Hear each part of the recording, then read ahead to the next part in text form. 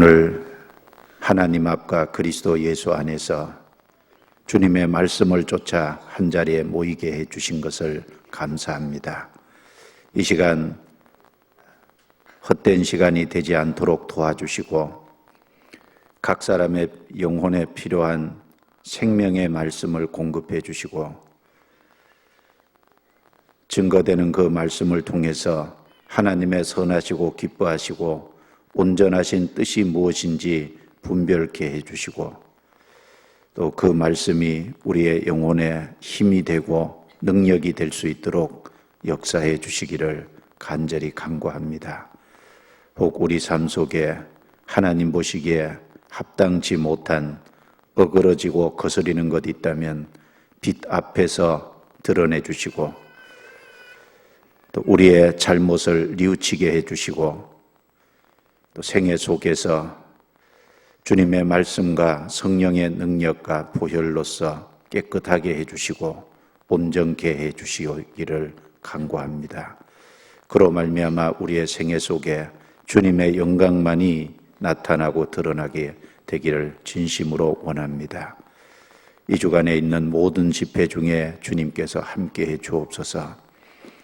수원에 집회하고 계시는 이요한 목사님, 또 금산에 집회하고 계시는 옹정현 목사님, 또 서울중앙교회에서 저녁에 진행되는 농아선교부 집회, 말씀을 인도하시는 서영훈 전사님, 또 전국의 많은 집회들 일일이 함께해 주시고 듣는 사람의 마음을 살펴주시고 또 증거하는 입술을 담대케 해주셔서 주님의 말씀을 통해 거듭나는 귀한 역사가 일어나게 해 주옵소서. 또 해외 선교사들 일일이 함께 해주시고 영육 가운데 필요한 것으로 채워주시고 주님 사역을 온전히 이루게 도와주옵소서. 태국 선교 중에 계시는 이해찬 목사님, 이재준 전사님 그 일행들과 함께 해주시고 이번에도 귀한 역사가 더욱 나타나게 해주옵소서. 이 시간 모든 시종을 주의 손에만 온전히 맡기고 의지합니다. 저희를 구원해 주신 주 예수님 이름으로 기도드려옵니다. 아멘. 성경 찾겠습니다. 에스겔 43장입니다. 43장입니다.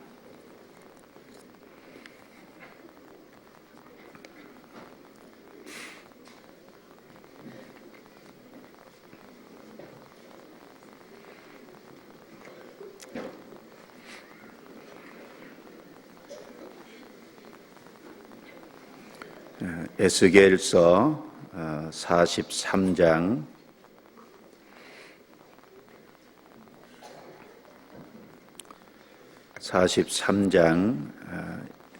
1절부터 제가 읽겠습니다. 그 후에 그가 나를 데리고 문에 이르니 곧 동향한 문이라. 이스라엘 하나님의 영광이 동편에서부터 오는데 하나님의 음성이 많은 물소리 같고 땅은 그 영광으로 인하여 빛나니 그 모양이 내가 본 이상 곧 전에 성읍을 멸하러 올 때 보던 이상 같고 그발 하숫가에서 보던 이상과도 같기로 내가 곧 얼굴을 땅에 엎드렸더니 여호와의 영광이 동문으로 말미암아 전으로 들어가고 성신이 나를 들어 데리고 안뜰에 들어가시기로 내가 보니 여호와의 영광이 전에 가득하더라. 들은즉 누구인지 전에서 내게 말하더니 사람이 내 곁에 서서 내게 이르시되 인자야 이는 내 보좌의 처소 내 발을 두는 처소 내가 이스라엘 족속 가운데 영원히 거할 곳이라. 이스라엘 족속 곧 그들과 그 왕들이 음란히 행하며 그 죽은 왕들의 시체로 다시는 내 거룩한 이름을 더럽히지 아니하리라.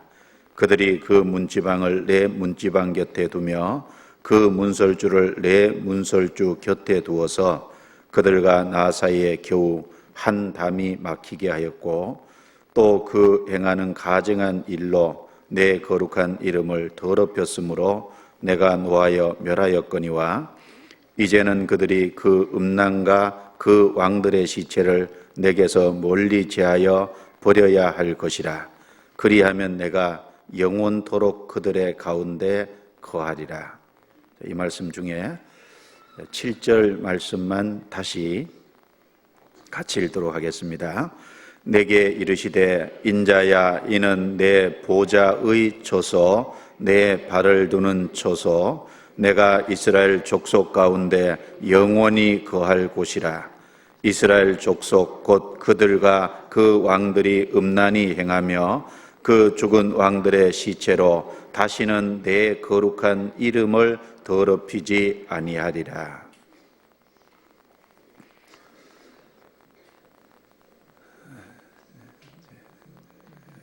감기 걸리신 분도 꽤 있는 것 같습니다. 기침하시는 거 보니까 조심하시고요. 오늘은 7절 말씀에 보면 내게 이르시되 인자야 이는 내 보좌의 처소 내 발을 두는 처소. 특별히 이 말씀에 내 보좌의 처소 내 발을 두는 처소라는 말씀이 기록되어 있습니다. 하나님께서 성전을 가르쳐서 내 보좌의 처소, 내 발을 두는 처소 이렇게 말씀을 하신 겁니다. 에스겔서 40장부터 48장까지 내용은 천년왕국 때 실제로 있을 기념성전을 이제 얘기하는 겁니다. 제가 이번 명절에 지나간 명절에 에스겔서 40장부터 48장까지 시간이 있어서 쭉 정독할 이제 기회가 됐고 명절 때 이 말씀을 쭉 보면서 마음속에 여러 가지로 좀 느낀 바가 있습니다. 그래서 이 시간 함께 좀 나누려고 합니다. 천년왕국 기념성전을 가리키는데 왜냐하면은 이 에스겔서 40장부터 48장까지 나오는 그 성전의 치수가 아직까지는 세워진 적이 없는 성전이거든요. 솔로몬 성전의 수치도 아니고 이스라엘 백성들이 바벨론에 포로 잡혀갔다 돌아와서 스룹바벨을 중심으로 해서 세운 그 성전도 아닙니다. 그리고 헤롯의 증개축된 성전의 크기도 아닙니다. 에스겔서 40장부터 48장까지 성전의 크기에 대해서 자세한 수치가 나와 있는데 이 수치대로 이 땅에 이런 성전이 아직까지 세워진 적이 없습니다. 역사 속에.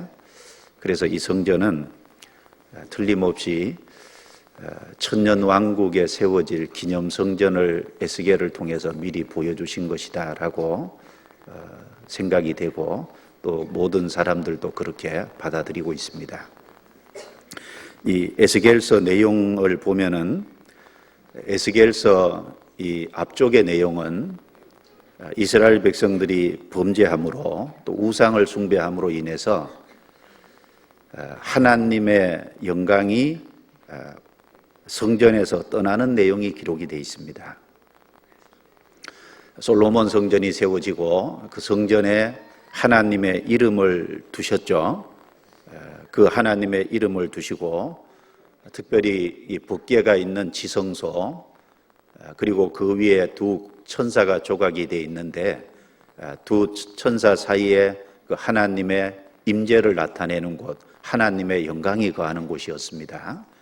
그래서 특별히 하나님께서 택하시고 이름을 두신 그곳이었는데 이스라엘 백성들이 범죄하고 심지어 우상을 그 성전 안에까지 끌고 들어온 겁니다. 그래서 하나님의 영광이 거기 거할 수가 없었고 그래서 하나님의 영광이 떠나는 내용들이 에스겔서 앞에 나와 있습니다.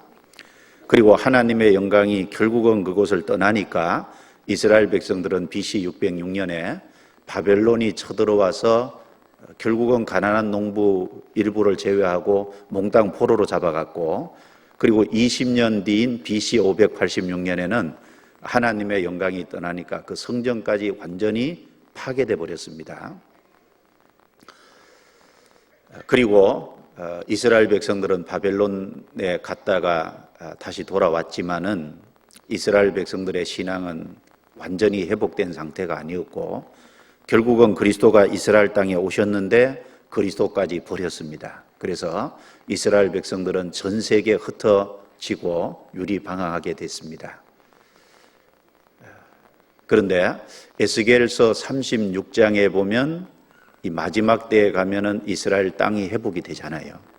에스겔서 37장에 보면 전 세계에 흩어졌던 이스라엘 백성들이 다시 돌아오지 않습니까? 그리고 큰 군대가 되게 하신다는 말씀처럼 이스라엘 백성은 강대하게 됩니다. 그리고 에스겔 38장, 39장 내용은 이스라엘 백성들이 이제 강대하게 될 때 에스겔 38장, 39장은 이제 마지막 전쟁이죠. 그리고 그 전쟁은 7년 환란 부분에 있을 전쟁일 겁니다. 그리고 주님께서 지상 재림하시고 이제 천년왕국이 시작됩니다. 그 천년왕국이 시작될 때 그 천년왕국 안에 기념성전이 세워집니다. 그래서 이 성경에 보면은 이 5대양 6대주지만 이 땅덩어리가 다 천년왕국 시작 전에 이 새롭게 창조하신다는 말씀대로 완전히 붙잖아요. 원래 하나님이 만든 땅덩어리는 1대양 1대륙이었다가 나눠졌지 않습니까? 그런데 그것이 다시 붙습니다. 그래서 시편 60편 2절에 보면은 땅을 주께서 진동시켜 싸우사오니 그 틈을 기우소서, 이제 그런 말씀이 나옵니다. 다시 합쳐지고, 그리고 지형도 좀 바뀌죠. 예루살렘이 높이 솟아오릅니다. 그래서 예루살렘에서부터 생수가 흘러나온다고 성경은 말씀했는데, 그리고 그곳에 유태인 이스라엘 백성들은 3분의 1이 살아서 육체를 입고 천년왕국에 들어가잖아요. 그래서 그 천년왕국의 기념성전이 세워지고 이스라엘 백성들은 육체를 입고 천년 동안 이렇게 살아가고 자식들을 낳습니다. 그래서 실제 이루어질 그 천년왕국의 기념성전, 이걸 실제 앞으로 있을 일을 미리 보여주고 예언한 겁니다. 또 앞으로 이루어질 내용들이 틀림없습니다. 그러나 이 성전은 또 교회의 모형이고 성도의 모형이기 때문에 이 성전에서 말씀하신 이 내용들은 우리 신앙생활의 영적인 내용들과 상당히 연관이 되어 있습니다. 그래서 함께 이제 나눠보려고 하는 겁니다. 먼저 에스겔서 8장을 보겠습니다.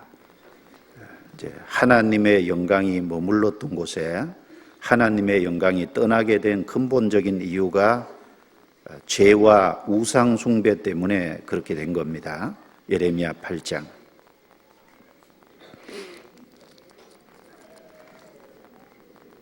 예레미야 8장. 에스겔 8장입니다. 죄송합니다. 제가 왜 머릿속에 에스겔을 생각했는데 예레미야라고 입으로 얘기했을까요? 에스겔서 8장입니다. 죄송합니다.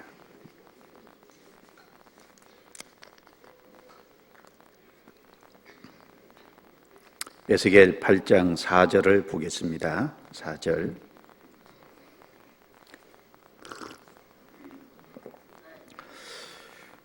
이스라엘 하나님의 영광이 거기 있는데 내가 들에서 보던 이상과 같더라. 그가 내게 이르시되 인자야 이제 너는 눈을 들어 북편을 바라보라 하시기로 내가 눈을 들어 북편을 바라보니 제단 문 어기 북편에 그 투기의 우상이 있더라. 그가 또 내게 이르시되 인자야 이스라엘 족속에 행하는 일을 보느냐. 그들이 여기서 크게 가증한 일을 행하여 나로 내 성소를 멀리 떠나게 하느니라. 너는 다시 다른 큰 가증한 일을 보리라 하시더라. 솔로몬 성전이 세워지고 그 솔로몬 성전, 그것은 하나님의 이름을 특별히 둔 곳이고 하나님의 영광이 거기 있다라고 여기 되어 있습니다. 그런데 문제는 이스라엘 백성들이 그곳에 우상을 가지고 들어와 있죠. 그래서 5절에 제단 문 어기 북편에 그 투기의 우상이 있더라. 하나님께서 이스라엘 백성을 가나안 땅으로 들어보내시면서 하나님께서 거듭거듭 반복해서 하신 말씀이 뭐냐면은 하나님의 이름을 두시려고 택하신 곳까지 나아가서 반드시 그곳에서 하나님을 섬기라 그랬습니다. 그곳에서 하나님께 예물을 드리고 하나님께 예배를 드리라고 되어 있습니다. 왜 그러냐면 이스라엘 백성들이 자기 있는 각 곳에서 예물을 드리기 시작하면은 이 다른 것이 들어올 수 있기 때문에 하나님의 이름을 두시려고 택하신 예루살렘까지 반드시 나아가서 예물을 드리라고 했습니다. 그런데 이스라엘 백성들은 자기 편리한 대로 자기 있는 가까운 곳에 아무 산당이든지 산당에 이제 건축물을 세우고 거기서 하나님께 예물을 드리고 자기 멋대로 섬겼습니다. 그러면서 처음에는 하나님을 섬겼는데 나중은 그게 우상을 섬기게 됐고 거기서 그리고 나중에는 그 산당에서 섬기던 우상을 어디까지 끌고 들어왔냐면 예루살렘까지 끌고 들어왔고 하나님의 이름을 두시기 위해서 택하신 그 제단까지 끌고 들어온 거예요. 투기 우상을. 그래서 하나님께서 여기 에스겔에게 보여주면서 그들이 여기서 크게 가증한 일을 행하여 나로 내 성소를 멀리 떠나게 하느니라. 그 투기의 우상까지 끌고 들어오니까 하나님께서 나로 내 성소를 멀리 떠나게 하느니라. 우상을 가지고 들어오니까 하나님의 영광이 거기 머물러 있을 수 없잖아요. 하나님이 있든지 우상이 있든지 둘 중에 하나거든요. 우상이 들어오니까 하나님의 영광이 떠날 수밖에 없다고 얘기하는 겁니다. 그리고 에스겔에게 다시 다른 큰 가증한 일을 보리라 하시더라. 7절을 읽겠습니다. 그가 나를 이끌고 뜰문에 이르시기로 내가 본즉 담에 구멍이 있더라. 그가 내게 이르시되 인자야 너는 이 담을 헐라 하시기로 내가 그 담을 허니 한 문이 있더라. 또 내게 이르시되 들어가서 그들이 거기서 행하는 가증하고 악한 일을 보라 하시기로 내가 들어가 보니 각양곤충과 가증한 짐승과 이스라엘 족속의 모든 우상을 그 사면벽에 그렸고 이스라엘 족속의 장로 중 70인이 그 앞에 섰으며 사반의 아들 야사냐도 그 가운데 섰고 각기 손에 향로를 들었는데 향연이 구름같이 오르더라. 또 내게 이르시되 인자야 이스라엘 족속의 장로들이 각각 그 우상에 방한 어두운 가운데서 행하는 것을 내가 보았느냐. 그들이 이르기를 여호와께서 우리를 보지 아니하시며 이 땅을 버리셨다 하느니라. 그 다음에 에스겔에게 또 보여준 내용이 담에 구멍이 있는데 담을 헐고 문을 열고 들어가 보니까 그 성전 안에 있는 그 벽에다가 뭘 그려놨냐 하면은 각양곤충과 가증한 짐승과 이스라엘 족속의 모든 우상을 사면벽에 그려놓은 거예요. 그 벽에다 그려놓고 이스라엘 장로 70인이 향로를 가지고 거기서 우상을 섬기고 있는 겁니다. 이 절에 가면은 벽에 막 이상한 그림들 많이 걸려 있죠. 꼭 그런 걸 연상시킵니다. 그래서 이 성전 안에 그 벽에다가 사면벽에다 온갖 우상들을 그려놓고 그 우상을 특별히 이스라엘 족속의 장로 70인이면은 이스라엘 지도자급인데 하나님을 섬겨야 될 이 이스라엘 장로들이 향로를 들고 그 우상을 향해서 향을 피우고 우상을 섬기고 있는 이 모습은 아까 투기의 우상을 갖다 놓은 것보다 더 가증한 일이었습니다. 그리고 이것만이 아니죠. 13절입니다. 또 내게 이르시되 너는 다시 그들의 행하는 다른 큰 가증한 일을 보리라 하시더라. 그가 또 나를 데리고 여호와의 전으로 들어가는 북문에 이르시기로 보니 거기 여인들이 앉아 단무스를 위하여 애곡하더라. 그것만이 아니죠. 다른 큰 가증한 일을 보리라. 그래서 북문에 이르렀더니 전에 들어가는 북문에 이르렀더니 거기 여인들이 앉아서 담무스를 위하여 애곡하고 있는 거예요. 이것만이 아니죠. 15절에 그가 또 내게 이르시되 인자야 내가 그것을 보았느냐 너는 또 이보다 더 큰 가증한 일을 보리라 하시더라. 그가 또 나를 데리고 여호와의 전 안뜰에 들어가시기로 보니 여호와의 전문 앞 현관과 제단 사이에서 약 25인이 여호와의 전을 등지고 낯을 동으로 향하여 동방 태양에 경배하더라. 또 내게 이르시되 인자야 내가 보았느냐 유다 족속이 여기서 행한 가증한 일을 적다 하겠느냐 그들이 강포로 이 땅에 채우고 또다시 내 노를 격동하고 심지어 나뭇가지를 그 코에 두었느니라. 그러므로 나도 분노로 갚아 아껴보지 아니하고 긍휼을 베풀지도 아니하리니 그들이 큰 소리로 내 귀에 부르짖을지라도 내가 듣지 아니하리라. 이 더 큰 가증한 일은 여호와의 전 이번에는 안뜰에 들어가니까 현관과 제단 사이에서 약 25명이 하나님의 전을 향하고 있어야 되잖아요. 하나님의 전을 등지고 하나님이 만드신 피조물인 동방 태양을 보면서 그 태양에 경배하고 있는 거예요. 태양신을 섬기는 거죠. 이스라엘이 타락을 하니까 여기까지 나아갔다 그 말이거든요. 산당 제사뿐 아니라 하나님의 이름을 두시려고 여호와의 영광이 거하고 있는 하나님의 임재를 상징하는 성전 안에까지 우상 끌고 들어오는 거 보세요. 그러니까 나로 성소를 떠나게 하느니라. 하나님의 영광이 그 성소에 머물러 있는 것이 불가능하게 된 거예요. 그래서 여호와의 영광이 떠나지 않습니까?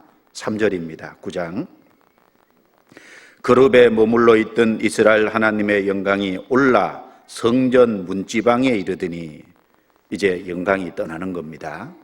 성전 문지방에 있더니 10장 18절입니다. 18절 여호와의 영광이 성전 문지방을 떠나서 그룹들 위에 머무르니 성전 문지방에 이르렀던 그 영광이 또 문지방도 떠나죠. 11장 22절입니다. 때에 그룹들이 날개를 드는데 바퀴도 그 곁에 있고 이스라엘 하나님의 영광도 그 위에 덮였더니 여호와의 영광이 성읍 중에서부터 올라가서 성읍 동편산에 머물고 성읍, 이스라엘 성읍, 예루살렘 성읍에서 완전히 떠나는 거예요. 그리고 동편산에 머물고 이 동편산은 감람산이죠. 감람산에 머물렀다가 그 감람산에 머물러 있던 영광도 아예 떠나버린 겁니다. 그러니까 하나님께서 이스라엘 백성을 택하시고 이스라엘 가운데서 하나님의 임재를 두시고 거기 하나님의 영광이 머물러 있는데 우상으로 인해서 하나님의 영광이 결국은 떠나버린 겁니다. 그 다음에 어떻게 됐습니까? 예루살렘은 망하고 성전은 파괴돼 버렸거든요. 그런데 이제 그 이스라엘을 떠났던 영광이 다시 들어오잖아요. 언제? 이스라엘이 회복이 되고 천년왕국은 이스라엘 초막절을 절기 중에 가리키니까 그 떠났던 하나님의 영광이 에스겔서 마지막 부분에 보면 다시 돌아오는 것으로 되어 있습니다. 에스겔서 43장 아까 읽은 1절을 보겠습니다. 1절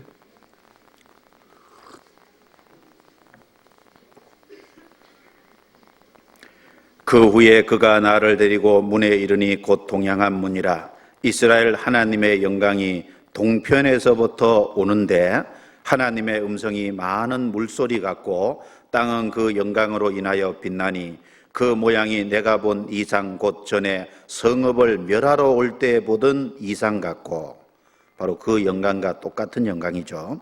그 발 하숫가에도 보던 이상과도 같기로 내가 곧 얼굴을 땅에 대고 엎드렸더니 4절 5절 같이 읽습니다. 여호와의 영광이 동문으로 말미암아 전으로 들어가고 성신이 나를 들어 데리고 안뜰에 들어가시기로 내가 보니 여호와의 영광이 전에 가득하더라. 그래서 떠났던 그 영광이 에스겔서 끝에 보면 다시 돌아옵니다. 하나님의 영광은 범죄와 우상숭배로 인해서 떠났고, 그리고 나중에 하나님의 영광이 들어오는데 이 사이에 뭐가 있습니까? 떠났던 하나님의 영광이 돌아올 수 있는 근거는 중간에 예수님 구속사역이거든요. 예수님의 구속사역을 근거로 해서 다시 영광이 이스라엘로 돌아옵니다. 그래서 에스겔 40장부터 47장은 여호와의 영광이 다시 들어옴으로 인해서 영화롭게 될 것을 말씀하신 내용인데, 이 내용 중에 우리가 좀 깊이 생각할 것이 있습니다. 하나님은 에스겔에게 이걸 보여주면서 어떻게 말씀하셨냐면 40장을 보겠습니다. 이렇게 말씀하셨습니다. 40장 1절부터 제가 보겠습니다. 우리가 사로잡힌 지 25년이요 성이 함락된 후 14년 정월 10일 곧 그날에 여호와의 권능이 내게 임하여 나를 데리고 이스라엘 땅으로 가시되, 하나님의 이상 중에 나를 데리고 그 땅에 이르러 나를 극히 높은 산 위에 내려놓으시는데, 거기서 나무로 향하여 성읍 평상 같은 것이 있더라. 나를 데리고 거기 이르시니 모양이 녹같이 빛난 사람 하나가 손에 삼줄과 청량하는 장대를 가지고 문에 서서 있더니, 4절은 같이 읽습니다. 그 사람이 내게 이르되, 인자야, 내가 내게 보이는 그것을 눈으로 보고 귀로 들으며 내 마음으로 생각할지어다. 내가 이것을 내게 보이려고 이리로 데리고 왔나니 너는 본 것을 다 이스라엘 족속에게 고할지어다 하더라. 사로잡힌 지 25년이라는 것은 바벨론의 포로로 잡혀간 지 기간이 꽤 오래 지난 후입니다. 그러니까 이 바벨론에 포로 잡혀간 이후에 바벨론 생활이 쉽지 않을 거 아닙니까? 그 가운데 어려움이 있는데, 하나님께서 에스겔을 특별히 데리고 이스라엘 땅으로 다시 간 겁니다. 그리고 높은 산에 데리고 갔는데 남쪽으로 보니까 큰 성전이 있는 거예요. 그리고 그쪽으로 데려가서 그 성전을 이제 청량하는 내용입니다. 그런데 인자야, 내가 내게 보이는 그것을 눈으로 보고 귀로 들으며 내 마음으로 생각할지어다. 이 보여주는 것에 대해서 눈으로 정확하게 보고, 그리고 귀로 정확하게 듣고, 마음으로 깊이 생각하고, 그리고 그 눈으로 보고 귀로 듣고 마음으로 깊이 생각한 하나님이 보여주신 그것에 대해서 포로 잡혀 있는, 바벨론에 포로 잡혀 있는 이스라엘 백성에게 다 깨닫게 해주라는 겁니다. 우리도 이 에스겔 40장부터 48장 안에 있는 이 내용을 좀 우리도 눈으로 보고 귀로 듣고 그리고 마음으로 생각할지어다라고 에스겔에게 말씀하신 것처럼 우리 마음으로 좀 깊이 생각을 해야 되겠습니다. 이 내용이 필요하니까 기록해 놓은 거고, 그리고 우리에게 틀림없이 영적인 교훈이 됩니다. 그 천년왕국의 기념성전인데, 이 성전을 가리켜서 내 보좌의 처소, 내 발을 두는 처소라고 말했습니다. 성경에 나오는 이 성전은 교회의 모형입니다. 그리고 이 성경에 나오는 이 성전은 구원받은 성도가 성령의 전이라 그랬잖아요. 구원받은 한 사람 한 사람이 사실은 주님이 거하는 처소거든요. 그래서 성전은 교회와 성도의 모형인 겁니다. 이 교회와 성도는 주님이 보좌를 두는 처소거든요. 내 보좌의 처소라 그랬잖아요. 그리고 교회와 성도는 내 발을 두는 처소라고 했죠. 주님의 발을 두신 처소거든요. 이게 중요합니다. 이 교회는 하나님의 성전이라고 했습니다. 먼저 교회를 좀 생각해 보겠습니다. 고린도전서 3장입니다. 고린도전서 3장. 주님께서 성전을 내 보좌의 처소, 내 발을 두는 처소라고 했는데, 보이는 성전은 이제 교회와 성도의 그림자죠. 고린도전서 3장 16절 17절입니다. 같이 읽어보겠습니다. 너희가 하나님의 성전인 것과 하나님의 성령이 너희 안에 거하시는 것을 알지 못하느뇨. 누구든지 하나님의 성전을 더럽히면 하나님이 그 사람을 멸하시리라. 하나님의 성전은 거룩하니 너희도 그러하니라. 아까 처소라고 얘기할 때 성전을 가리키는데 그 처소는 신령한 성지는 교회의 모형이죠. 너희가 하나님의 성전인 것과, 이 성경 말씀에는 구원받은 성도를 합쳐서 구원받은 성도의 무리, 그 너희가 하나님의 성전이라 그랬습니다. 구원받은 사람이 하나님의 성전이기 때문에, 이 교회가 하나님의 성전이기 때문에 성전을 더럽히면 하나님이 그 사람을 멸하시리라고 했습니다. 하나님의 성전은 거룩하니 너희도 그러하니라. 성전이 거룩한 것처럼 이 교회라고 하는 것도 거룩한 성전이죠. 거룩합니다. 그리고 이 교회를 주님이 거하시는 처소라고 분명히 얘기했잖아요. 에베소서 2장입니다. 에베소서 2장. 에베소서 2장.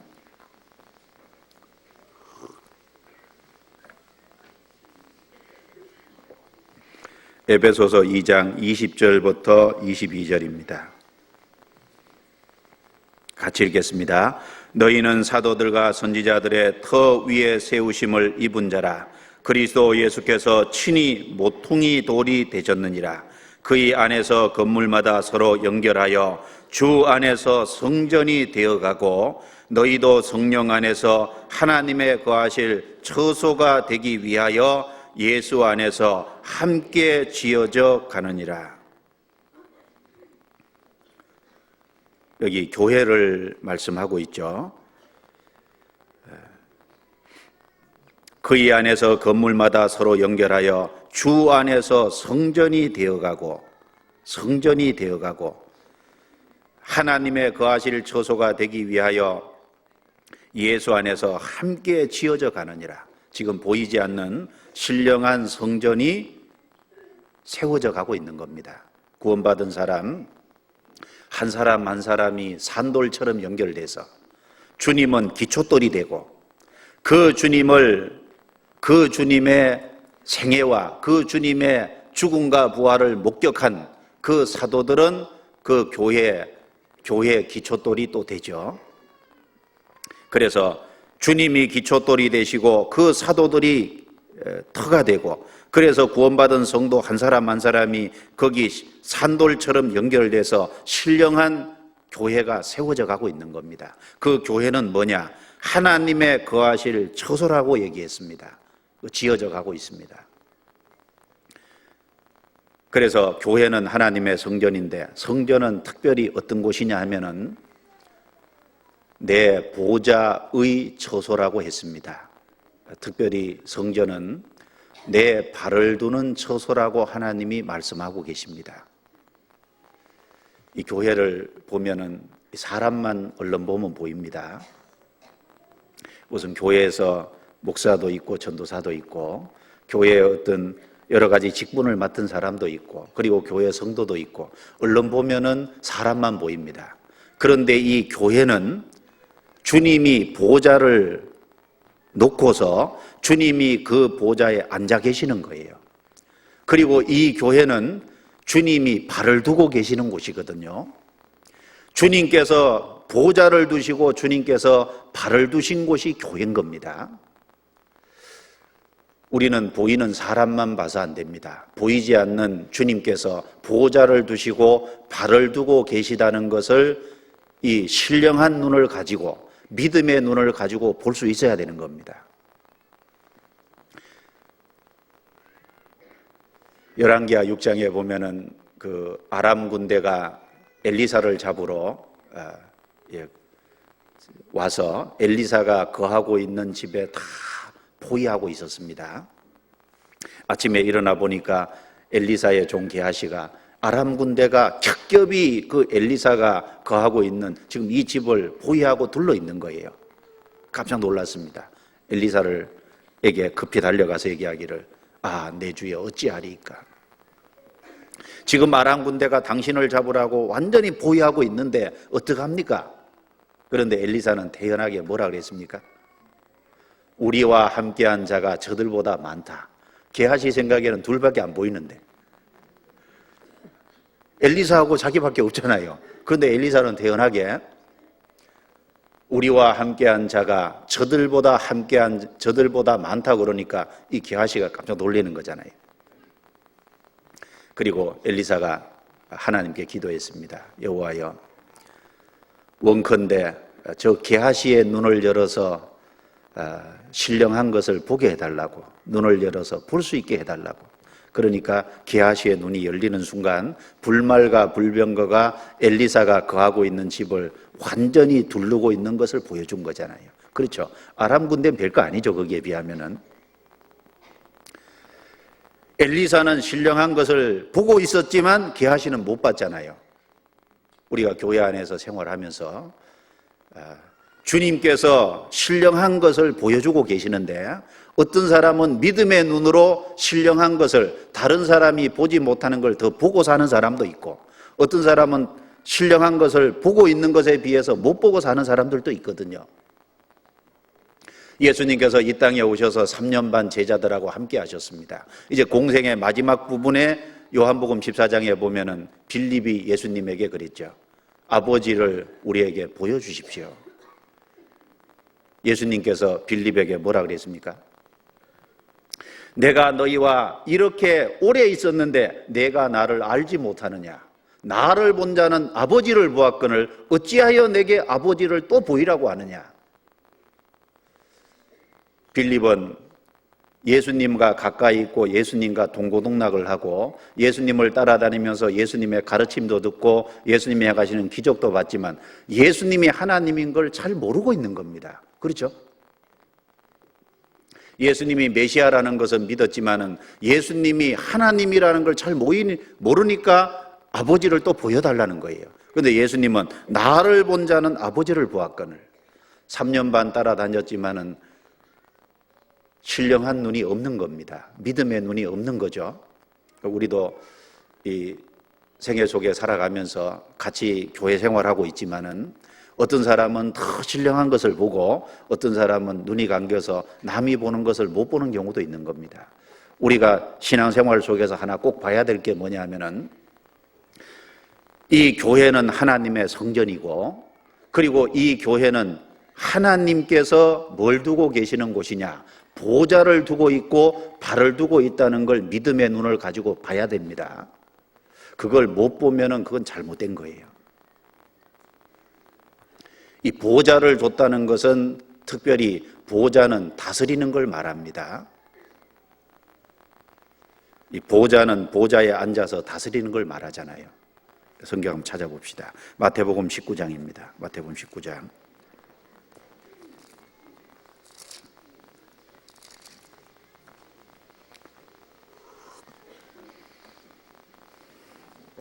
마태복음 19장 28절입니다. 예수께서 가라사대 내가 진실로 너희에게 이르노니 세상이 새롭게 되어 인자가 자기 영광의 보좌에 앉을 때에 나를 쫓는 너희도 12보좌에 앉아 이스라엘 12지파를 심판하리라. 여기 인자가 자기 영광의 보좌에 앉을 때 나를 쫓는 너희도 12보좌에 앉아 이스라엘 12지파를 심판하리라. 이 보좌라고 얘기할 때는 심판하리라. 보좌는 특별히 다스리는 사람이 앉는 다스리는 위치를 얘기하는 겁니다. 주님이 교회에 보좌를 두셨다는 것은 주님께서 그 보좌에 앉아서 교회를 다스리고 있다는 거예요. 교회는 목사가 다스리는 게 아니죠. 우리는 사람만 볼 게 아니라 이 교회 안에 주님이 다스리는 보좌를 놓고 주님께서 직접 다스리고 직접 통치하고 있다는 것을 볼 수 있어야 되거든요. 그리고 주님께서는 이 교회에 발을 두셨습니다. 이 발을 두셨다는 것은 어떤 의미일까요? 이 발을 뒀다는 것은 발은 행동하는 거잖아요. 발은 움직이는 겁니다. 주님은 교회에 보좌를 두고 다스리는 동시에 주님은 발을 두셨다는 것은 주님께서 또 실제로 역사한다는 걸 가르치잖아요. 주님은 이 교회 안에서 행동하고 계십니다. 그래서 내 보좌의 처소, 내 발을 두는 처소, 이 구약 성경에 그 에스겔 43장 7절을 신약에서 하나 찾는다면 고린도후서 6장이 될 겁니다. 찾아보겠습니다. 고린도후서 6장.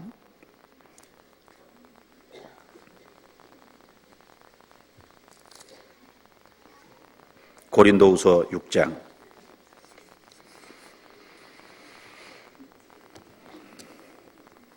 6장 14절입니다. 너희는 믿지 않는 자와 멍에를 같이 하지 말라. 의와 불법이 어찌 함께하며 빛과 어둠이 어찌 사귀며 그리스도와 벨리알이 어찌 조화되며 믿는 자와 믿지 않는 자가 어찌 상관하며 하나님의 성전과 우상이 어찌 일치가 되리요. 우리는 살아계신 하나님의 성전이라. 이와 같이 하나님께서 가라사대, 같이 읽습니다. 내가 저희 가운데 거하며 두루 행하여 저희 하나님이 되고 저희는 나의 백성이 되리라 하셨느니라. 여기도 우리는 살아계신 하나님의 성전이라, 구원받은 성도를 가르쳐서 우리는 살아계신 하나님의 성전이라, 하나님의 거하시는 처소죠. 여기 내가 저희 가운데 거한다는 것은 내 보좌의 처소, 그 교회 안에 주님이 보좌를 두고 계신다는 겁니다. 거한다는 거죠. 어떻게 거하냐? 보좌에 앉아 계시는 거예요. 다스리는 분으로 거하고 계시는 거거든요. 그리고 두루 행하여, 그 말은 내 발을 두는 처소. 주님께서는 이 교회에 발을 두고 계시잖아요. 발을 두시고 실제로 움직이고 역사하고 계시는 게 맞습니다. 주님께서 교회에 보좌를 두시고 주님께서 교회에 발을 두고 계시다면은 그게 진짜 믿음의 눈으로 보여진다면은, 그게 우리 신앙생활에 확실하게 보고 믿고 살아간다면은 어떡할까요? 여러 가지 어려움과 힘든 일이 있어도 주님께 맡기게 될 거 아니에요, 일단. 그렇지 않습니까? 주님이 보좌에 앉아서 다스리고 계시고 주님께서 실제로 두루 행하고 발을 거기에다 두시고 역사하고 계신다면은 우리가 해야 될 태도 중에 하나는 주님께 맡기는 것이 돼야 될 겁니다. 어떤 사람은 맡기지 못하고 자기가 꼭 어떻게 해보려고 하거든요. 교회 안에는 여러 가지 문제가 있을 수 있죠. 구원받은 사람이 아직 신앙이 연약해서 어떤 문제가 생길 수도 있고, 교회 안에 여러 가지 어려움이 있을 수도 있고, 그런데 주님이 보좌를 두고 다스리고 계시고 주님이 발을 두고 행동하고 계시고 역사하고 계시다면은 내가 어떻게 꼭 해보려고 할 것이 아니라 주님께 맡기게 될 거 아니에요. 주님께 다 맡기고 주님께서 해나가실 것을 우리가 믿고 기다릴 수 있는 겁니다. 요한계시록 1장을 보겠습니다. 요한계시록 1장.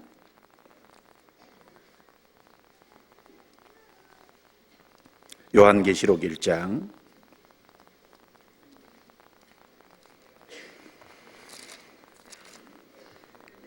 20절입니다. 내 본 것은 내 오른손에 7별의 비밀과 7금 촛대라. 7별은 7교회의 사자요 7 촛대는 7 교회니라. 2장 1절은 같이 읽습니다. 에베소 교회 사자에게 편지하기를 오른손에 7별을 붙잡고 7금 촛대 사이에 다니시는 이가 가라사대. 자, 여기 예수님이 어떤 분인지를 잘 설명하고 있습니다. 7별은 7 교회 사자요 지도자라고 말했고 7금 촛대는 7 교회라고 얘기했습니다. 예수님은 그런데 교회에서 어떤 역할을 하시냐? 오른손에 7별을 붙잡고 계시는 거예요. 교회 지도자를 붙잡고 있는 분이 누굽니까? 주님이거든요. 붙잡고 있다는 건 붙잡고 다스리고 있다는 거예요. 그렇죠? 그리고 일곱 금촛대 사이에 다니시는 이가, 일곱 금촛대 사이에 다니신다는 건 일곱 금촛대는 일곱 교회니까 일곱 교회에 두루 역사하고 계시다는 거예요. 주님은 교회 지도자들을 손에 붙잡고 계시고, 그리고 주님은 그 교회 안에 발을 두시고 다니십니다. 행동하시는 분이거든요. 그래서 여러 가지 어려움이 있고 여러 가지 문제가 있을지라도 주님이 정말 교회 안에 보좌를 놓고 다스리고 계시고, 주님이 그 교회에 두루 거하시고 행하시고 그리고 다니시고 행동하시는 분이라는 것을 정말 우리가 믿는다면은 어떤 문제가 있을 적에 불평불만하는 것보다는 주님께 기도할 겁니다. 문제가 있을 때 자기가 어떻게 해보려고 하는 것보다는 주님께 맡기고 기다릴 겁니다.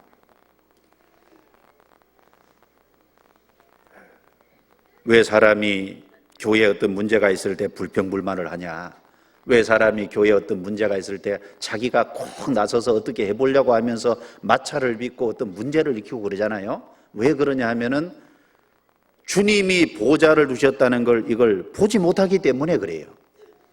주님이 교회에 보좌를 두고 계시다는 걸 진짜 믿어봐요. 그리고 두루 행하신다는 걸, 발을 두고 계시다는 걸 진짜 믿음의 눈으로 본다고 생각해봐요. 그러면 주님이 행하시도록 맡기지 자기가 행하려고 하겠어요?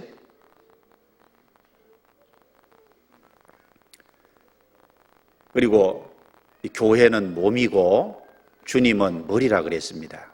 이 머리라는 의미는 이 보좌를 뒀다는 것과 발을 뒀다는 두 가지 의미를 다 담고 있을 겁니다. 머리라는 건 일단 다스리잖아요, 몸을. 그리고 머리라는 것은 몸을 사용을 해서, 몸을 도구로 사용해서 뜻을 이루는 것이 머리잖아요. 그렇죠? 주님이 교회의 머리로 계시다는 것은 보좌와 발의 의미를 다 담고 있을 거예요. 그리고 주님이 정말 보좌를 두시고 다스리시고 행동하시는 분이라는 걸 확실하게 믿으면 맡길 뿐 아니라 그 교회의 일에 자기가 적극적으로 동참하려고 할 거 아닙니까? 광야 교회, 이스라엘 백성들이 광야 40년을 갈 적에요, 그 광야 교회는 주님이 직접 다스렸지 않습니까? 어떤 문제가 있으면 모세는 주님께 기도했고, 주님께서는 그 문제를 어떻게 처리하실 방향에 대해서 말씀을 해주셨잖아요. 모세는 그리고 거기 순종했습니다.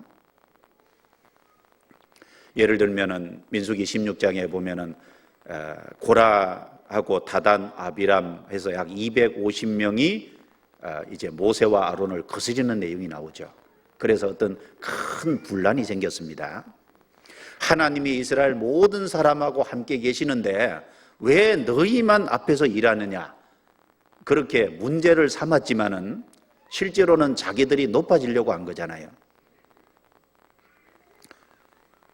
그 문제가 있을 때 모세는 하나님께 기도했습니다.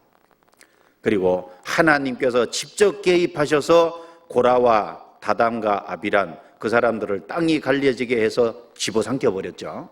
그리고 하나님께서 이스라엘 12지파 한 사람씩 지팡이 가져오라 그랬습니다. 그리고 법궤 앞에 지팡이 쫙 나오니까 다음날 아침에 가보니까 아론의 지팡이만 싹이 나고 우미 돋고 꽃이 피고 열매가 맺었죠.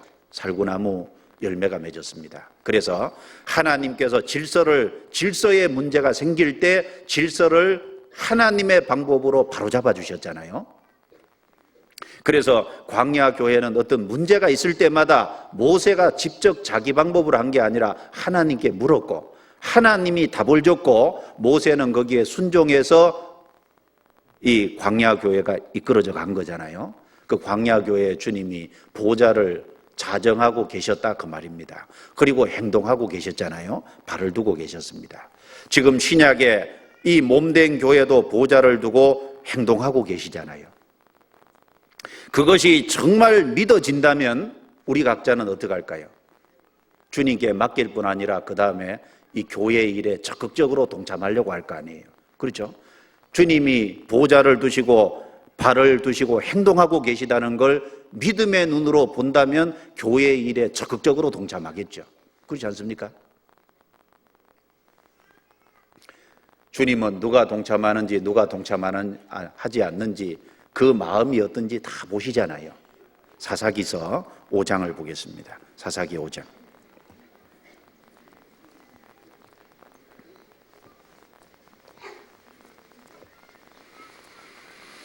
사사기 5장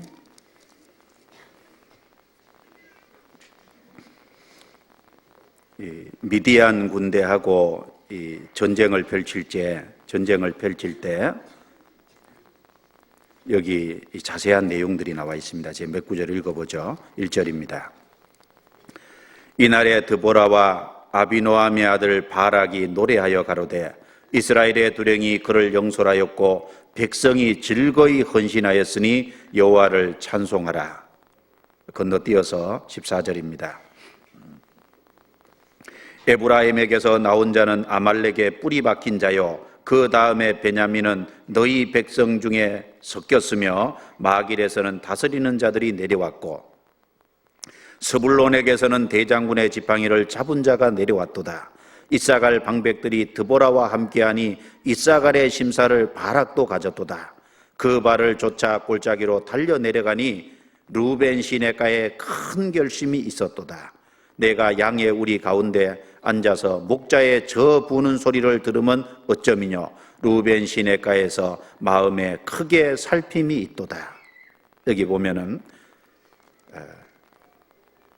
이스라엘 두령들이 그 전쟁을 영솔하고 백성이 즐거이 헌신하니까 기쁨이 있었잖아요. 그 전쟁을 치르는 가운데 여기 보면 이사갈의 방백들이 드보라와 함께 했고 그래서 바락도 이제 이사갈의 심사를 바락도 가졌도다. 이 대장군의 어떤 마음으로 강한 마음을 갖고 그 전쟁에 참여했는데 그래서 여기 문제는 루벤 시내가에 큰 결심이 있도다.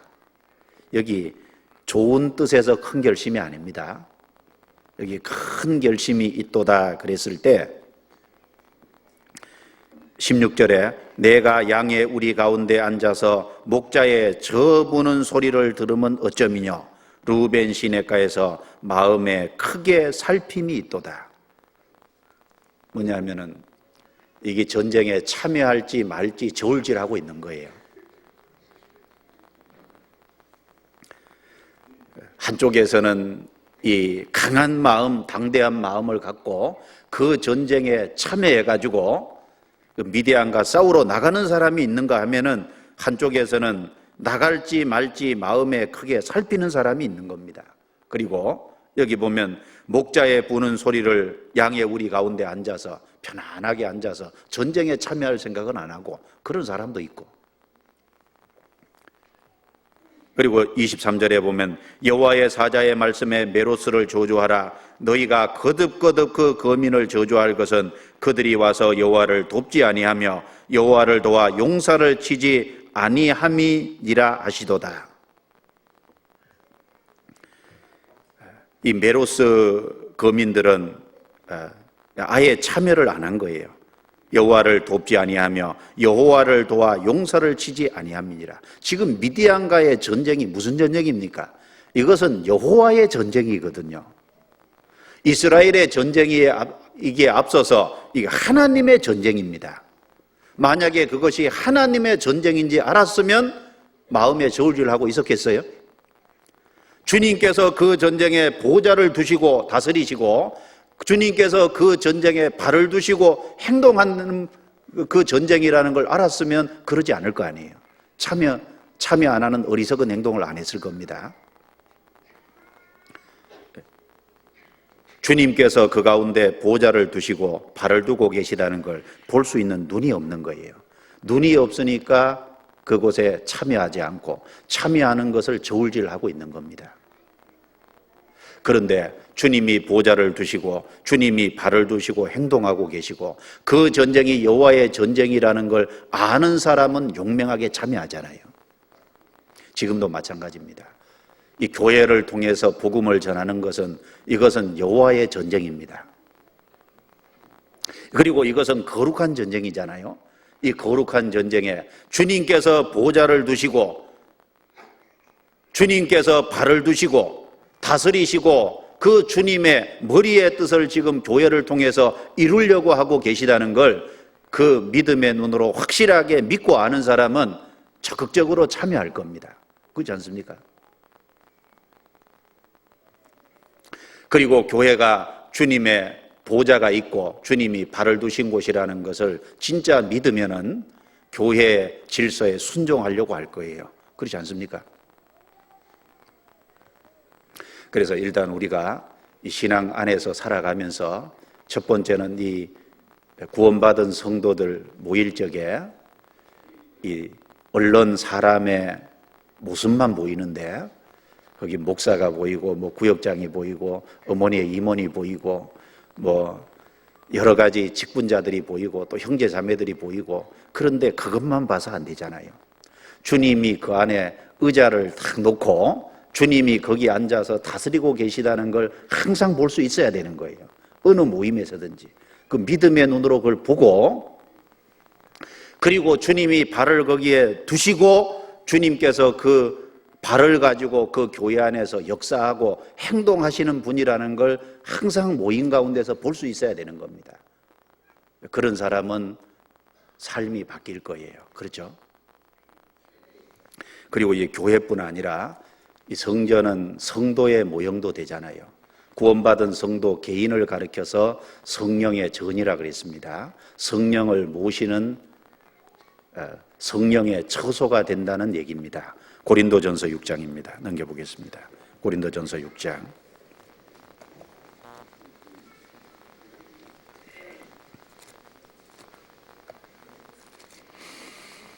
고린도전서 6장 19절 20절입니다. 19절 20절 같이 읽어보겠습니다. 너희 몸은 너희가 하나님께로부터 받은 바 너희 가운데 계신 성령의 전인 줄을 알지 못하느냐? 너희는 너희 것이 아니라 값으로 산 것이 되었은즉 그런즉 너희 몸으로 하나님께 영광을 돌리라. 너희 몸은 너희가 하나님께로부터 받은 바 너희 가운데 계신 성령의 전인 줄을 알지 못하느냐? 반드시 알아야 된다는 거잖아요. 구원받은 성도가 성령을 모신 전입니다. 우리 개인적으로 생각했을 때 내 보좌의 처소, 내 발을 두는 처소라는 것이 우리 개인에게도 적용이 됩니다. 일단 한 사람이 구원을 받으면은 한 사람 속에 주님이 들어오시고 주님이 그 한 사람 속에 의자를 탁 놓고 그 사람을 다스리길 원하는 거예요. 그리고 주님이 그 개인 속에 발을 두시고 주님이 그 사람을 도구로 사용하시기를 정말 원하시는 거거든요. 주님이 우리 속에, 우리 영혼 속에 들어오셔서 주님이 여기 의자를 놓고 다스리고 계시다는 걸 한번 좀 생각해 보세요. 이것이 사실이지 않습니까? 우리 속에 주님이 들어오셨다는 것 자체가 일단 영광입니다. 에스겔서 앞부분에 찾아본 것처럼 인간이 범죄함으로 말미암아 여호와의 영광이 떠났잖아요.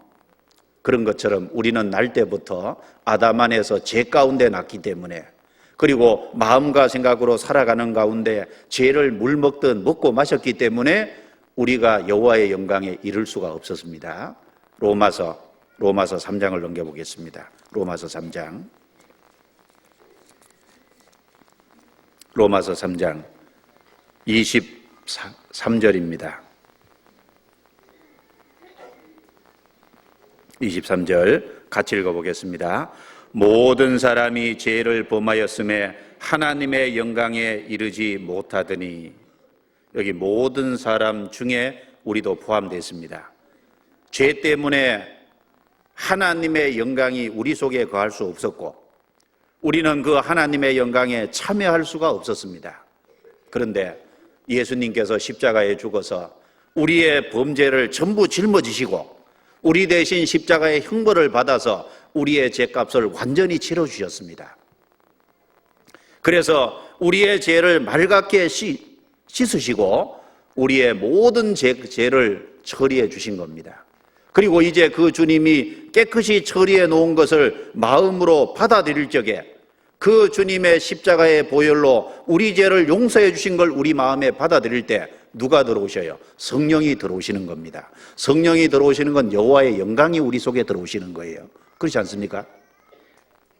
그리고 그 주님이 우리 속에 들어오셔서 구주로만 들어오신 게 아니라 우리의 왕으로 들어오신 겁니다.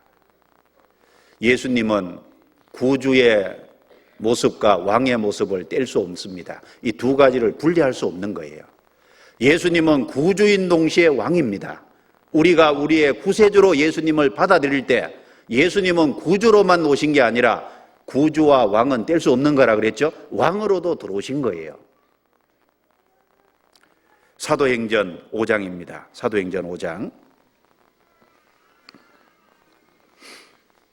30절 31절을 제가 읽겠습니다.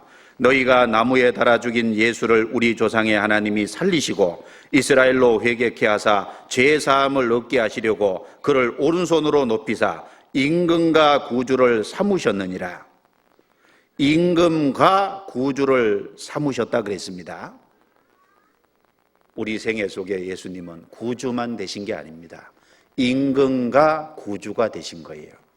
임금은 왕이란 얘기잖아요. 왕은 다스리는 거잖아요. 주님이 우리 영혼 속에 보좌를 두고 계십니다. 그리고 거기에 앉아서 왕으로서 우리 생애를 정말로 다스리기를 원하시는 거예요. 누가복음 19장에 보면은 어떤 기인이 왕위를 받아 가지고 이제 갔다 그랬습니다. 그런데 그 중에 보면은 우리는 저 사람이 우리의 왕됨을 원치 않으나이다 그런 사람들이 있죠. 그런데 19장 27절에 보면은 주님이 다시 왕위를 받아 가지고 들어오실 때 그 왕됨을 원치 아니하던 사람들을 내 앞에 끌어다가 죽이라고 하는 말씀이 있거든요. 구원 안 받은 사람들이죠. 이 세상 많은 사람은 예수 그리스도가 자기의 왕이 되는 걸 원치 않습니다. 그런데 구원을 받은 사람은 다른 거예요. 구원을 받은 사람은 주님을 왕으로 일단 받아들인 거거든요. 왕을 다른 말로 하면 주죠. 주인으로 받아들인 거예요. 그래서 사도행전 2장은 주와 그리스도가 되게 했느니라. 사도행전 5장은 임금과 구주를 삼으셨느니라. 같은 얘기거든요. 그래서 우리의 영혼 속에 보좌를 두시고 주님이 거기 앉아서 우리 생애를 다스리는 왕으로 계시기를 원하는 거잖아요. 그럼 우리가 어떻게 해야 됩니까? 일단 우리 생애 속에서 그것이 정말로 마음속에 믿어진다면은 그 주님의 앞에 우리는 복종해야죠. 왕으로 다스리기를 원하시니까 우리는 그 앞에 순종하고 복종해야 됩니다. 우리의 위치는 주님의 발 아래 내려가야 되는 거예요. 그리고 우리의 모든 생각과 우리의 모든 것이 주님에게 복종해야 되는 겁니다. 누가복음 10장에 보면은 예수님께서 이 마리아 마르다의 집에 들어가셨을 때 마르다는 봉사하는 일에 바빴습니다. 그런데 마리아는 주의 발 아래 앉아 주의 말씀을 들었다고 돼 있는데 거기 보면 주의 발 아래 앉아 주의 말씀을 들었다고 돼 있습니다. 실제로 그 말씀을 듣는 위치가 주님의 발 아래일 뿐 아니라 그 마리아의 마음이 그런 거예요. 마리아의 마음은 주님의 발 아래 자기 위치를 잡고 있는 거예요. 누가복음 8장에 보면 예수님께서 군대 귀신 들린 사람 군대 그 귀신을 쫓아내 줬습니다. 그 귀신이 돼지떼에 들어가서 2,000마리 돼지떼가 몰살당했죠. 사람들이 그 소식을 듣고 나와 보니까 그 군대 귀신 들렸던 사람 아무 사람도 제할 수 없잖아요. 쇠고랑이 채워놔서도 끊어버리고 그랬던 옷을 벗고 난동을 부렸던 그 사람이 옷을 단정히 입고 예수님의 발 아래에 앉아있는 모습을 보고 사람들이 두려워했다고 돼 있거든요. 그는 큰 은혜를 입었습니다. 그 군대 귀신에 들려가지고 귀신에게 완전히 잡혀 살았습니다. 그런데 주님의 은혜로 귀신이 쫓겨가 나간 그 사람, 주님께 은혜를 입었으니까 이제 옷을 단정히 입고 그 다음에 위치를 주님의 발 아래 앉아 있었다고 되어 있습니다. 그게 우리 위치인 거예요. 그렇지 않습니까? 주님의 발 아래 우리가 앉아야 됩니다. 그리고 생애 속에서 정말 주님께서 우리 인생을 다스릴 수 있도록 주님을 주님으로 대우해야 되거든요. 주님을 왕으로 정말 대우해야 되거든요. 그래서 에베소서 3장에 보면은 그리스도께서 너희 마음에 계시게 하옵시고 그런 말씀이 나와 있죠. 구원받은 사람들에게 말씀하시면서 안 계신 게 아닌데 왜 계시게 하옵시고 그 말을 또 반복했을까요? 구원받은 사람이 주님을 주님으로 대우 안 하는 사람들이 있거든요. 마음에 정말 주님을 왕으로 다스리도록 내드려야 되는데 안 내드리는 사람이 있다 그 말이에요. 베드로전서 3장 15절에도 너희 마음에 그리스도를 주로 삼아 소망에 관한 이유를 묻는 자에게 대답할 것을 항상 예비하되 온유와 두려움으로 하고 선한 양심을 가지라. 그 말씀에도 보면 너희 마음에 그리스도를 주로 삼아, 구원받은 사람에게 아니 주가 돼 있는데 왜 또 주로 삼으라고 했냐면 주님으로 와 계시지만 주님 대우를 안 하는 사람들이 있잖아요. 주님께 완전히 복종 안 하는 사람이 있는 거잖아요. 고린도후서 10장입니다. 넘겨보겠습니다. 고린도후서 10장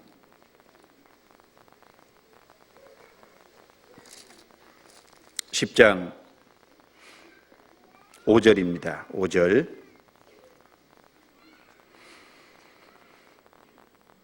같이 읽겠습니다. 모든 이론을 파하며 하나님 아는 것을 대적하여 높아진 것을 다 파하고 모든 생각을 사로잡아 그리스도에게 복종케 하니. 모든 이론을 깨뜨리고 하나님 아는 것을 대적하여 높아진 것. 우리 생애 속에 하나님 아는 것을 대적하여 높아진 것이 있을 수 있어요.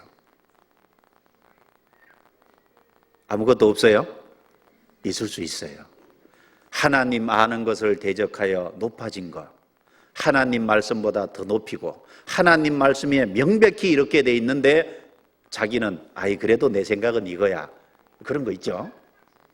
모든 생각을 사로잡아 그리스도에게 복종케 하니 우리의 모든 사고를 그리스도에게 복종해야 되는 겁니다. 그래서 주님이 이 안에 우리 영혼 속에 보좌를 두셨다면 우리가 진짜 주님을 주님으로 높이고 우리는 그 주님의 발 아래 내려와야 돼요.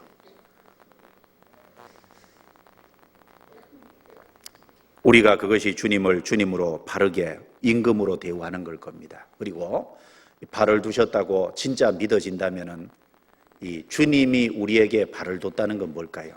우리를 발로 사용하시기를 원하신다는 거잖아요. 주님이 우리를 도구로 사용하시기를 원한다는 거잖아요. 주님은 그리스도인들을 통해서 주님 뜻을 이루어 가시잖아요.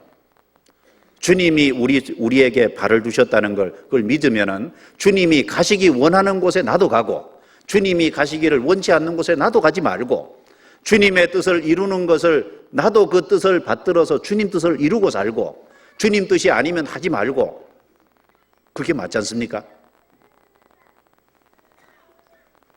그래서 로마서 10장 15절에 아름다운 소식을 전하는 자들의 발이여 그랬습니다. 특별히 발이라고 그랬잖아요. 주님은 우리 속에 발을 두시고 정말 우리를 도구로 쓰시기 원해요. 주님의 역사를 이루는 도구, 주님의 발처럼 부리기를 원한다 그 말이거든요. 그런데 주님이 부리기를 원하고 주님 역사를 우리를 통해서 하기 원하고 내가 지금 저기 가서 저 사람 전도해야 되는데 주님이 나를 보내기를 원하는데 주님 발이 돼야 되는데 발이 안 되는 거예요. 주님 가라 그래도 가지 않고 마음의 소원을 줘도 그 주님의 뜻을 따르지 않고, 그러면 주님이 발을 두시기를 원하는데 발을 둘 수 없는 거잖아요. 특별히 구원받은 사람의 발이 아름답다 그랬거든요. 그리고 그 아가서에 보면은 솔로몬이 술람미 여자 이야기할 때 그 솔로몬은 그리스도의 그림자고 술람미 여자는 성도의 그림자잖아요. 그 술람미 여자 신을 신은 발이 특별히 아름답다고 돼 있거든요. 왜 그 발을 그렇게 언급했을까요? 아가서 넘겨보겠습니다. 아가서 7장입니다.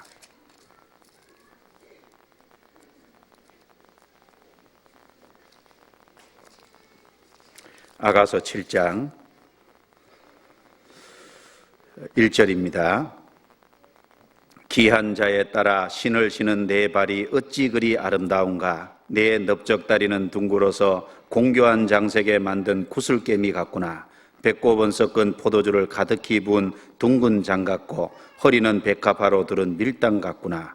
두 유방은 암사슴의 쌍태새끼 같고 목은 상아 망대 같구나. 눈은 헤스본 바드람 빔 문 곁에 목 같고 코는 다메섹을 향한 레바논 망대 같구나. 머리는 갈멜산 같고 드리운 머리털은 자주빛이 있으니 왕이 그 머리카락에 매이었구나. 사랑아, 내가 어찌 그리 아름다운지 어찌 그리 화창한지 쾌락하게 하는구나.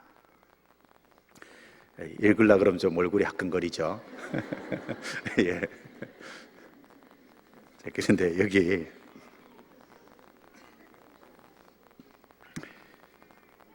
여기요, 그 허리를 보면은 허리는 백합화로 두른 밀당 같구나. 요즘 세상에서는 개미 허리가 인기라 그러죠. 백합화로 두른 밀단, 그게 뭐 개미 허리는 아니죠. 그렇죠? 백합화로 두른 밀단, 이 허리는요, 어쨌든 힘을 쓰기, 그리스도인의 허리는 힘을 쓰기 좋아야 되거든요. 그렇죠? 세상에는 개미 허리가 인기일지 몰라도 그리스도인의 허리는 아닙니다. 예. 그리고 여기 기한 자에 따라 신을 신은 내 발이 어찌 그리 아름다운가. 특별히 신을 신었다는 건, 신은 왜 신어요? 신은 움직이기 위할 때, 집 나갈 때 신을 신잖아요. 집 안에 있을 땐 신 안 신습니다. 이게 행동하는 발인 거예요. 행동하는 발은 주님 보실 때 아름답습니다. 그래서 주님께서 발을 두셨기 때문에 우리는 주님의 발이 돼야 됩니다. 주님의 도구가 진짜 돼야 되는 거예요. 그래서 예레미야는 주님이 보좌를 뒀다는 걸 이해했기 때문에 복종했고, 주님이 발을 뒀다는 걸 알기 때문에 사람들에게 주님의 메시지를 외치러 부지런히 다녔잖아요. 예레미야 20장입니다. 예레미야 20장.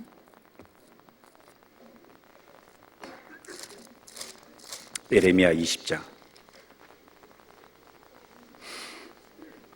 7절입니다. 여호와여, 주께서 나를 권유하심으로 내가 그 권유를 받아싸우며 주께서 나보다 강하사 이기셨으므로 내가 조롱거리가 되니 사람마다 종일토록 나를 조롱하나이다.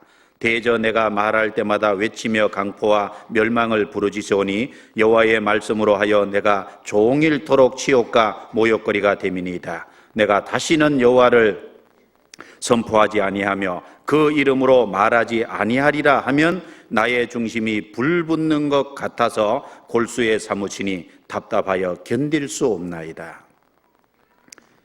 7절은 내 보좌의 처소를 잘 보여주고 있습니다. 주께서 나보다 강하사 이기셨으므로 주님이 예레미야를 이기신 거예요. 그 말을 다른 말로는 예레미야가 주님께 복종했다, 그 말이거든요. 주님은 강하십니다. 우리는 피조물이고 주님 앞에 여전히 연약한 존재죠. 주님이 우리를 이기셨기 때문에 우리가 구원을 받은 거예요. 그리고 구원을 받은 이후에도 주님은 우리를 이기십니다. 우리는 그 아래에서 복종해야 돼요. 주님 보좌 앞에서 복종하는 게 필요하죠. 그리고 이 예레미야는 주님께 복종했기 때문에 주님의 발이 돼서 외치기 시작했잖아요. 8절에 대저 내가 말할 때마다 외치며 강포와 멸망을 부르짖으오니 여호와의 말씀으로 하여 내가 종일토록 치욕과 모욕거리가 됨이니이다. 죄 있는 타락 시대에 하나님의 말씀을 선포하려니까 죄를 지적하고 죄에 대한 심판과 멸망을 외치다 보니까 사람들은 화평의 메시지를 좋아하지 심판의 메시지를 좋아 안 하잖아요. 화평의 메시지가 아닌 심판의 메시지를 전하다 보니까 사람들에게 욕을 먹을 수밖에 없는 거예요. 지금도 마찬가지입니다. 세상 사람들은 그냥 좋은 말 해주기 원합니다. 그런데 우리는 그럴 수 없죠. 우리는 주님의 말씀을 고지고대로 전하는 겁니다. 세상에 멸망이 있다. 그리고 죄 가운데 살면, 그리고 구원받지 못하면 지옥 간다. 바른 말 할 수밖에 없잖아요. 하다 보면 그걸 메시지를 좋아하지 않는 사람은 조롱할 수밖에 없습니다. 우리 조롱받을 수밖에 없잖아요. 그래서 조롱받으니까 이 예레미야는 다시는 내가 선포하지 않겠다. 그래 놓고 또 돌아서면 중심이 불붙는 것 같아서 다시 또 가잖아요. 예레미야는 주님의 보좌를 인정했고 주님의 발이 돼서 생애를 살았습니다. 우리도 마찬가지로 그렇게 해야 됩니다. 그래서 교회도 내 보좌에 쳐서 내 발을 두는 처소가 맞지만 우리 개개인도 주님의 보좌를 두신 처소고 주님의 발을 두신 처소가 되는 겁니다. 이것을 진짜 믿음의 눈으로 받아들이면 우리가 어떻게 행동해야 될 것이 분명해지는 겁니다. 그리고 에스겔서 44장을 보겠습니다. 중요한 내용이 또 있습니다. 44장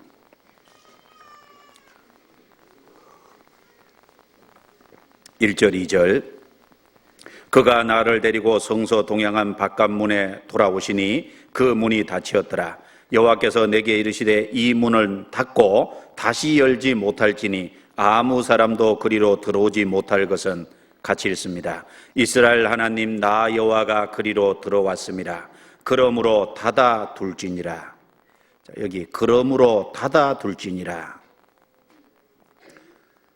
하나님께서 성소 동양한 동문을 통해서 성전으로 들어오셨습니다.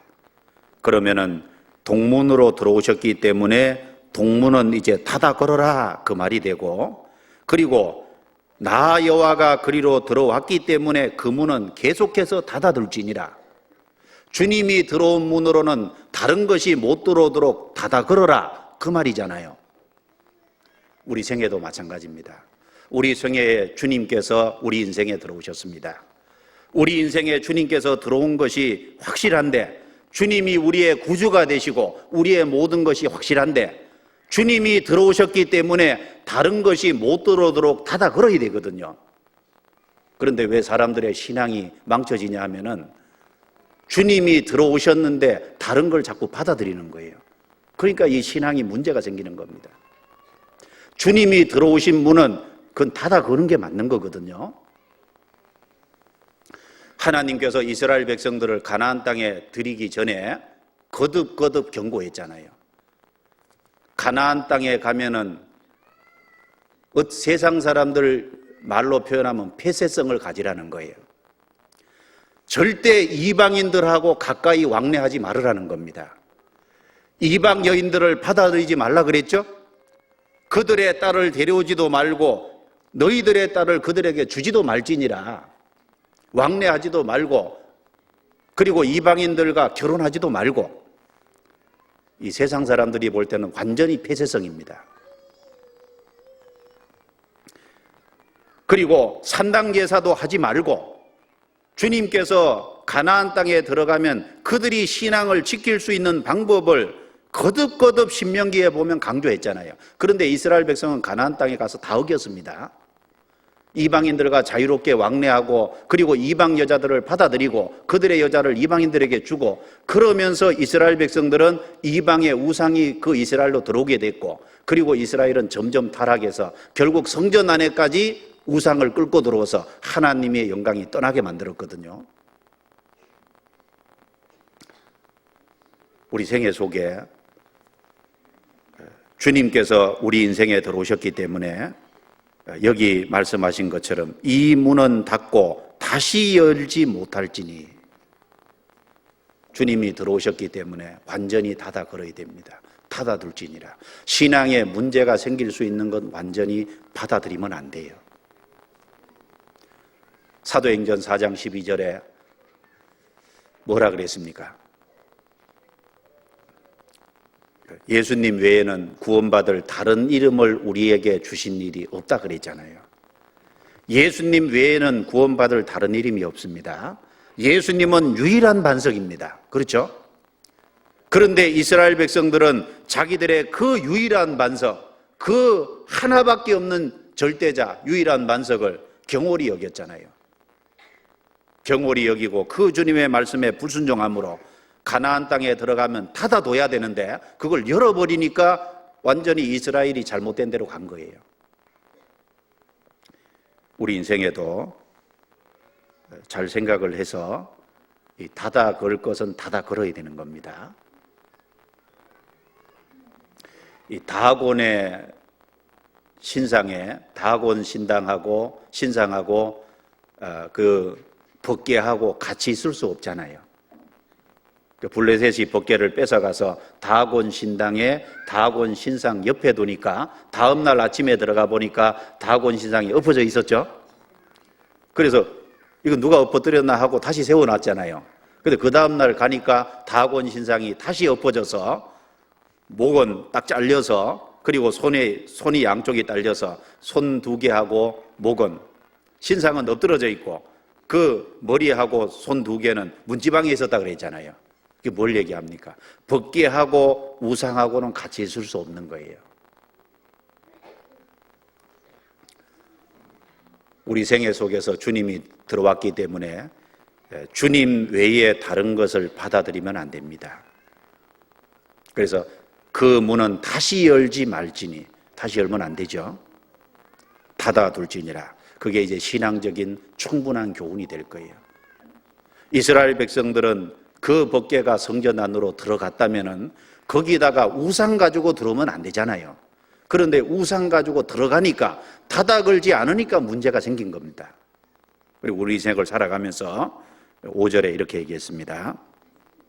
내가 얼굴을 땅에 대고 엎드린데 여호와께서 내게 이르시되 인자야 너는 전심으로 주목하여 내가 내게 말하는 바 여호와의 전에 모든 규례와 모든 율례를 귀로 듣고 또 전의 입구와 성소의 출구를 전심으로 주의하고 너는 패역한 자 곧 이스라엘 족속에게 이르기를 주 여호와의 말씀이 이스라엘 족속아 너희의 모든 가정한 일이 족하니라.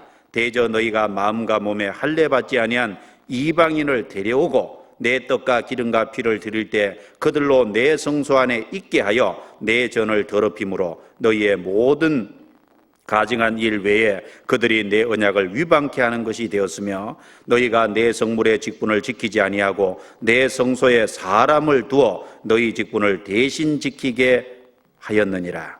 9절에 나 주 여호와가 말하노라. 이스라엘 족속 중에 있는 이방인 중에 같이 읽습니다.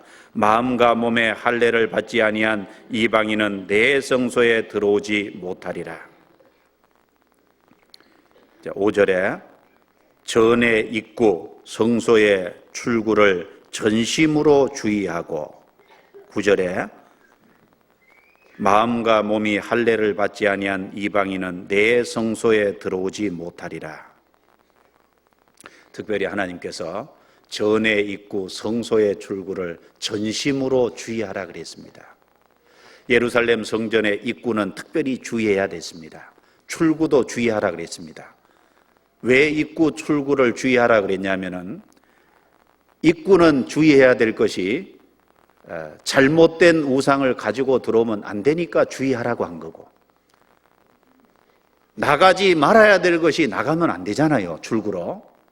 그래서 입구와 출구를 전심으로 주의하라 이렇게 말했습니다.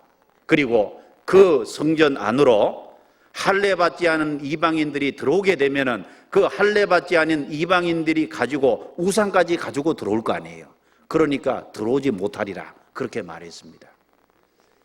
우리는 구원받은 이후에 생을 살면서 이거 입구를 정말 조심해야 됩니다. 우리가 눈으로 보는 거, 귀로 듣는 거, 생각하는 것을 조심해야 돼요. 특별히 이 생각을 조심해야 됩니다. 육신을 쫓는 자는 육신의 일을, 영을 쫓는 자는 영의 일을 생각하나니 그 말이 있잖아요. 이게 마귀는 생각을 잘못된 걸 집어넣습니다. 요한복음 13장에 보면은 마귀가 벌써 가롯 유다의 마음에 예수를 팔려는 생각을 넣었더니 그랬잖아요. 생각을 집어넣는 겁니다. 우리는 이 입구를 주의해야 되는데 주님의 뜻과 상관없는 생각, 그리고 하나님의 말씀과 상관없는 생각, 이 주님의 뜻과 말씀과 상관없는 이런 생각을 받아들이면 안 됩니다. 마귀는 생각이라는 화살을 계속 날리거든요. 사람마다 사람을 향해서 계속 사는데 이 생각이라는 게 들어오는 것을 차단해야 돼요. 잘못된 생각은 빨리 버려야 됩니다. 이게 내가 생각하는 생각이 하나님의 뜻에 맞는 생각인지 하나님의 말씀에 근거한 생각인지 상관없이 받아들여 가지고 그거 가지고 씨름하고 생각하고 또 생각하고, 그죠? 이게 생각이 들어오는 걸 주의해야 됩니다. 눈으로 보는 걸 주의해야 됩니다. 너희는 이 세대를 본받지 말고 그랬죠. 우리가 세상에 살아가기 때문에, 세상에 발딛고 살아가기 때문에 세상에서 보고 듣는 것을 주의해야 되는 거예요. 보지 말아야 될 걸 보지 말아야 됩니다. 듣지 말아야 될 말은 듣지 말아야 되잖아요.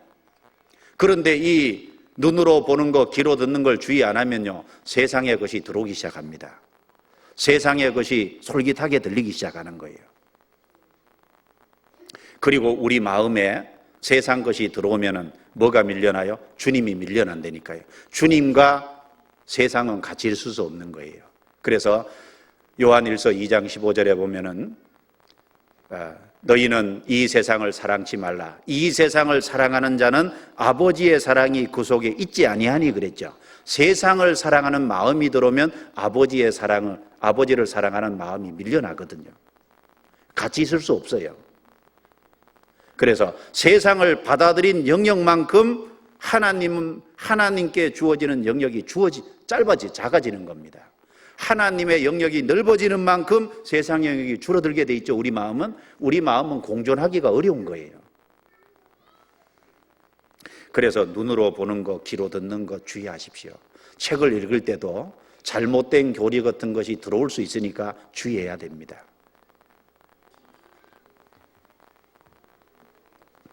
그래서 성소의 전의 입구와 성소의 출구를 전심으로 주의하고, 이 말씀이 이걸 잘하면 신앙을 바르게 세울 수 있을 거예요. 그런데 전의 입구를 전심으로 주의하는 걸 못하는 사람, 주님이 들어오신데 그걸 닫아 걸지 않고 마음대로 세상 것이 넘나들게 하는 사람, 그 사람은 틀림없이 신앙을 실패할 겁니다. 주님이 닫아둘지니라 다시 열지 마라 그랬고, 그리고 들어오는 걸 주의하라 그랬습니다. 그래서 우리가 들어오는 것은 주님의 말씀과 관련된 것, 주님의 영광과 관련된 것, 주님의 뜻과 관련된 것만 우리 속에 들어오도록 그렇게 허용해야 될 겁니다. 그리고 우리 본성 속에 기본적으로 악한 게 있으니까 나가는 것도 주의해야 되죠. 그렇죠? 그런데 대부분은 들어오는 것을 주의하면 나가는 것은 제대로 잘 되게 돼 있어요. 맞아요? 음식도 봐요. 먹을 적에 바른 것을 먹으면 나가는 것이, 그렇죠? 몸에 바르게 돼 있게, 바르게 필요한 양분으로 가고 필요 없는 건 나갑니다. 우리가 생애 속에 주님과 관련된 바른 것을, 입구를 전심으로 주의하면 우리에게서 나가는 것은 바른 게 나가게끔 돼 있는 거예요, 원래가. 그리고 이 입구를 전심으로 주의할 때 여기 성전에 여호와의 영광이 가득하고 거기서 이제 생명수가 나와서 흘러가잖아요. 에스겔서 47장입니다. 마지막으로 보고 마치려고 합니다. 47장 1절, 그가 나를 데리고 전문에 이르시니 전의 전면이 동을 향하였는데 그 문지방 밑에서 물이 나와서 동으로 흐르다가 전 우편의 제단 남편으로 흘러내리더라. 그리고 3절에 그 사람이 손에 줄을 잡고 동으로 나아가며 1,000척을 청량한 후에 나로 그 물을 건너게 하시니 물이 발목에 오르더니 다시 1,000척을 청량하고 나로 물을 건너게 하시니 물이 무릎에 오르고 다시 1,000척을 청량하고 나로 물을 건너게 하시니 물이 허리에 오르고 다시 1,000척을 청량하시니 물이 내가 건너지 못할 강이 된지라. 그 물이 창이라여 헤엄할 물이요 사람이 능히 건너지 못할 강이더라. 그가 내게 이르시되 인자야 내가 이것을 보았느냐 하시고 나로 인도하여 강가로 돌아가게 하시기로 내가 돌아간즉 강 좌우편에 나무가 심히 많더라. 그가 내게 이르시되 이 물이 동방으로 향하여 흘러 아라바로 내려가서 바다에 이르리니 이 흘러내리는 물로 그 바다의 물이 소성함을 얻을지라. 이 강물이 이르는 곳마다 번성하는 모든 생물이 살고 또 고기가 심히 많으리니 이 물이 흘러 들어가므로 바닷물이 소성함을 얻겠고 이 강이 흐르는 각처에 모든 것이 살 것이며. 그래서 그 성전에 여호와의 영광이 가득하므로 그 성전에서 물이 나오는데 이 생명수의 물이죠. 처음에 1,000척을 가서 떨어져서 청량하니까 발목까지, 그 다음에 1,000척을 더 가서 재니까 무릎까지, 1,000척을 더 가서 재니까 허리까지, 그 다음에 더 1,000척을 가서 재니까 사람이 미처 건너지 못할 큰 강이 됐어요. 그리고 그 강물이 흐르는 곳에 좌우편에 나무가 있어서 실과가 맺히고, 그리고 그 강물이 흘러 들어가는 이 바다가 어디냐 하면은 사해 바다입니다. 물론 이것은 천년왕국 때 실제로 이루어질 거예요. 천년왕국 때 사해 바다, 거기는 지중해 바다하고 너무 달라서 절대 물고기가 살 수 없는 곳이잖아요. 정말 살아나지 못할 바다는 이 사해 바다 같은 건 살아나기 어려운 바다일 거예요. 그런데 그 사해 바다도 살아나잖아요.